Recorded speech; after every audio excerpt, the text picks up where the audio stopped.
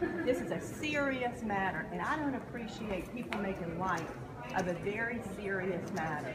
So I guess my impassioned speech was born out of my empathy for Senator Hinckley and his wife and those two precious daughters of his, and I attended his funeral, and it was awful. And Charleston is such an inspiration to the country and the world.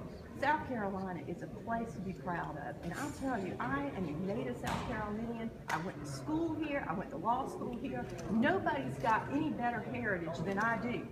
But I respect that this symbol is a symbol of hatred for my colleagues and for my constituents and for the people of Charleston, whom I represent. And I'm tired of the delay tactics. And we are here, and it is now, I don't know, 10, 11 o'clock. We're going to be here. We are going to be here at least another hour.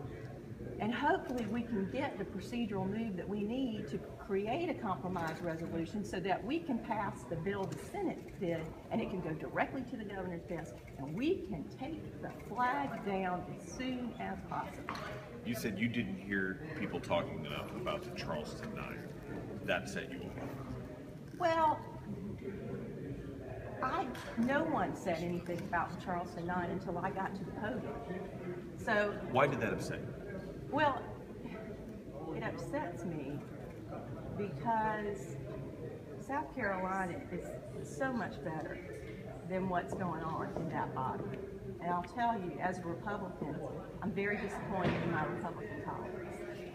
The Republicans in that body are holding up this flag and keeping that flag up for weeks and weeks while we go to conference committee. And you know what? I'm disappointed. I'm proud to be a Republican, but I'm ashamed of some of my Republican colleagues today. This is a state issue, but the nation is watching. Do you worry about what people are going to think about South Carolina? Of course I do. I love South Carolina. I worry about what people are going to think about South Carolina because let me tell you, the people of Charleston, they handle this beautifully. We have so many exciting things going on in South Carolina. We have new economic development announcements, very substantial. We have some that I know are in the pipeline that I fear as a Republican that we're going to miss out on jobs and economic opportunity because we can't seem to get our act together in the House. There was already a boycott, but you think that this could get worse?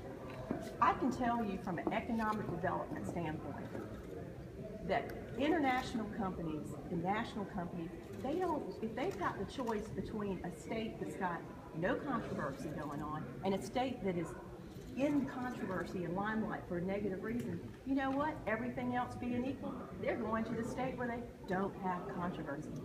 In my humble opinion, leaving that flag up is costing this state jobs, hurting the people of South Carolina, and everybody in this state should be upset. Republicans should be upset because we're all about job creation, economic development, and people having an opportunity to better themselves. And you know what? We're hurting our people today. We're hurting everyone. We are going to lose jobs because of this if we don't act decisively.